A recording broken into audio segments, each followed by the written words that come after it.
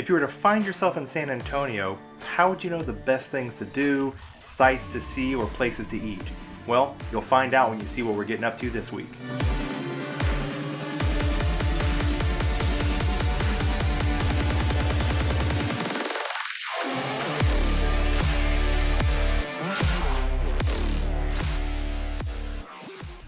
When planning a vacation, there are many things that you need to pay attention to, such as where you're going to stay, what you're going to eat, what you're going to do. But something that is equally as important but often overlooked are the overrated, the mundane, what some might even call tourist traps.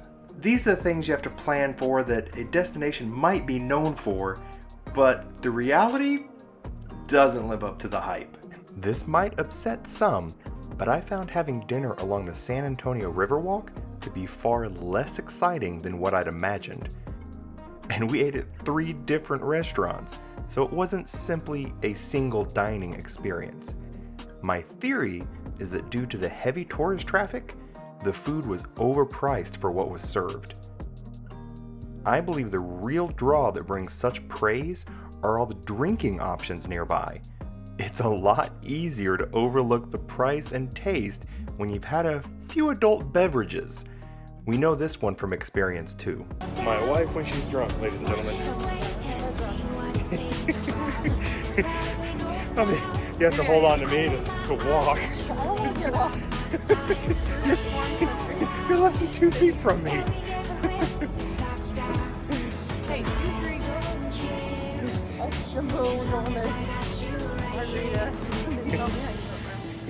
It's a fine thing to do if you've never been, but having dined both on and off the Riverwalk, I have to urge anyone heading to San Antonio to seek dining options away from the area. And I've got a fantastic option that'll fit this bill. I'll show it to you in just a minute. But that's not the only item on our list. Since I've already ruffled a few feathers here, it's probably okay to do a little more, right? Can we all agree that visiting the Alamo is a one and done kind of thing? Before our visit, the Alamo would be the first thing that came to my mind if someone asked me what I knew about San Antonio. And I suppose it still is, but for different reasons. I expected so much from this attraction, and it was the most underwhelming thing we did.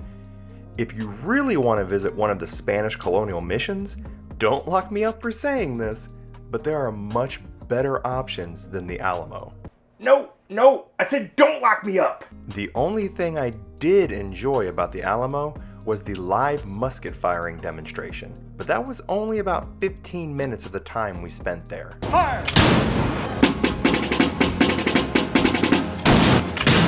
Fire! Don't worry, I've got a better alternative for you that we'll talk about in just a minute. But first, I want to go back to the Riverwalk and talk about something I've seen on lists as another tourist trap that I actually disagree with. Some have said that the riverboat cruises are to be avoided, but I think this feeling will be completely dependent on your tour guide.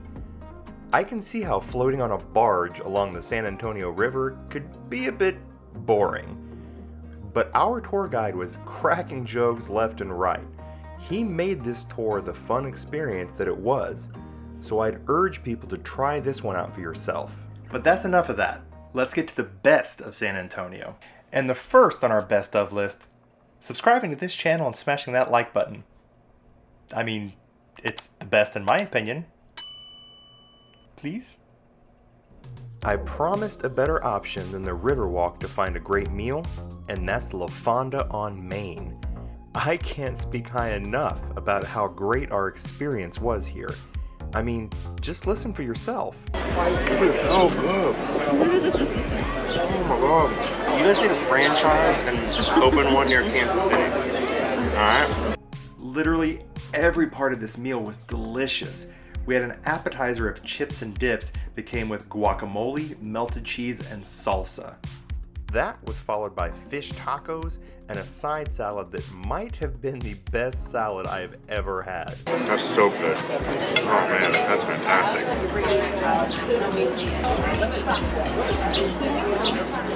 So good. Combining that with the blackberry empanadas that were out of this world, La Fonda on Main is officially my favorite Mexican restaurant. Anywhere. Not just in San Antonio, my favorite I've ever had anywhere. I mean, I'm just angry there's not one near me because I would be eating there tonight. I mean, just...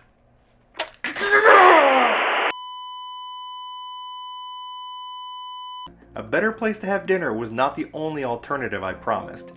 If you're interested in exploring the history of San Antonio, instead of the Alamo, you should try Mission San Jose. Founded over 3 centuries ago, this Spanish mission is in remarkable condition, especially when you realize it's existed since before the United States was established in 1776. We spent nearly 2 hours walking the massive grounds at Mission San Jose because there was just so much to see. While not the most famous of the Spanish missions in San Antonio, I think that it should be. If you're ever in San Antonio and want to explore some of the history here, add this to your list. You will not be disappointed. But what about the nightlife? I'm ready to get loose. We checked out a few bars in San Antonio, and Howl at the Moon was a great one. We had a lot of fun. But it wasn't my favorite. This might date me a little bit here, but what is the greatest decade for both film and music? The 80s. Duh. Be Kind Rewind is a literal blast from the past as an 80s theme bar. It doesn't matter if you're old enough to have lived through this decade or not, this bar is a ton of fun. From showcasing toys, VHS, and arcade games that have defined the 80s, people of all ages will enjoy this bar. And that's our list. Is there anything we missed? Be sure to let us know in the comments, and we'll see you here next week.